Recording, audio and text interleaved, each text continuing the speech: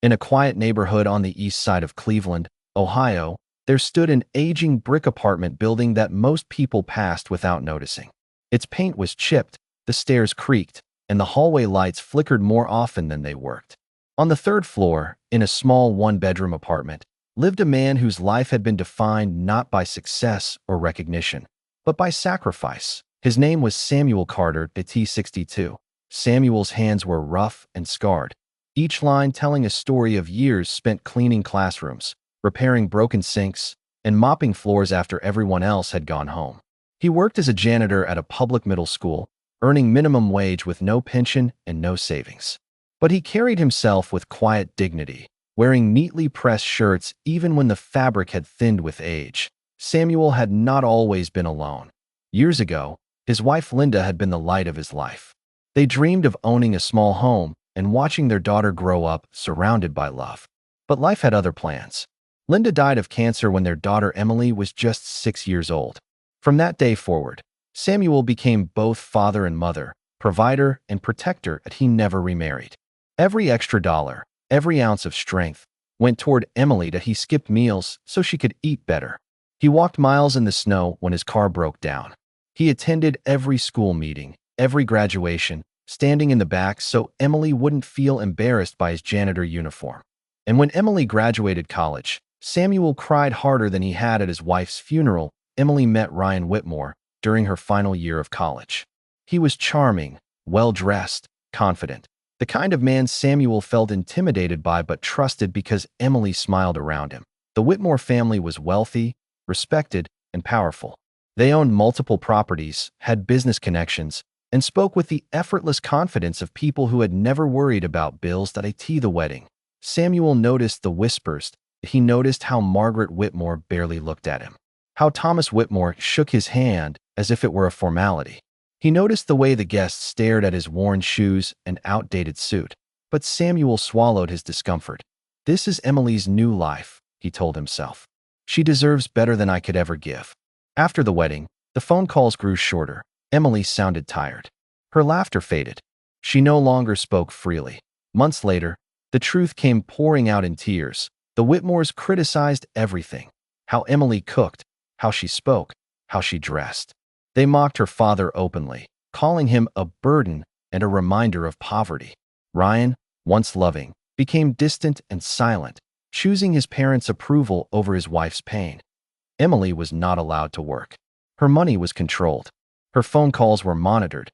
And when she became pregnant, the cruelty escalated. Margaret accused her of manipulation. Thomas suggested a DNA test. Ryan said nothing. One freezing January night, after Emily defended her father during an argument, Margaret lost her temper. "Get out of this house," she screamed. Emily was shoved outside with only her coat and phoned at a father's door is always open at 2:17 a.m. Samuel heard a knock. When he opened the door and saw Emily standing there, pale and trembling, something inside him shattered. He didn't ask questions. That he wrapped her in a blanket, made soup, and sat beside her until she stopped shaking. When Emily finally spoke, her voice broke as she apologized. "I'm sorry, Dad. I failed." Samuel held her face gently. "You didn't fail," he said. "You survived." That night, Samuel slept on the floor so Emily could have the bed. He prayed silently, not for revenge, but for strength. The Whitmores were furious. Instead of apologizing, they retaliated.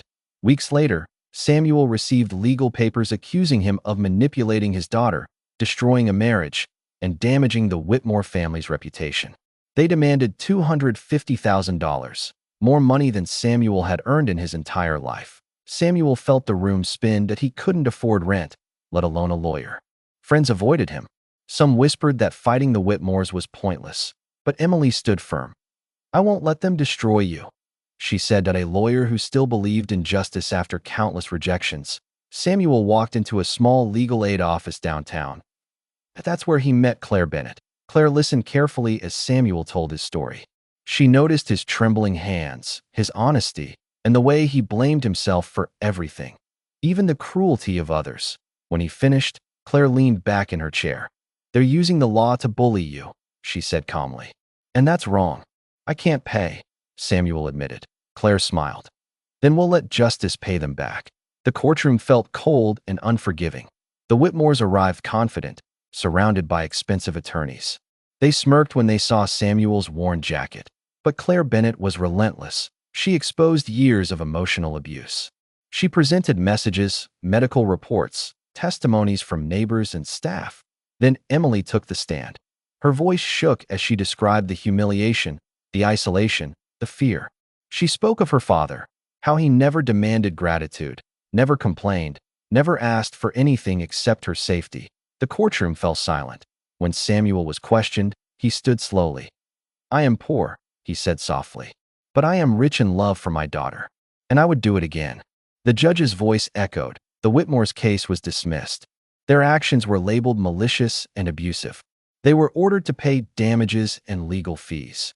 Emily was granted full protection. Justice had spoken after the storm months later. Emily gave birth to a healthy baby boy. Samuel held his grandson and whispered, "You're safe." Claire received a handwritten letter and a photo. "You didn't just win a case," it read. "You restored faith." Samuel returned to work, not richer, but stronger. And in a world often ruled by power, a poor man proved that kindness, truth, and courage still mattered. Justice does not belong to the wealthy. It belongs to those brave enough to stand for what is right.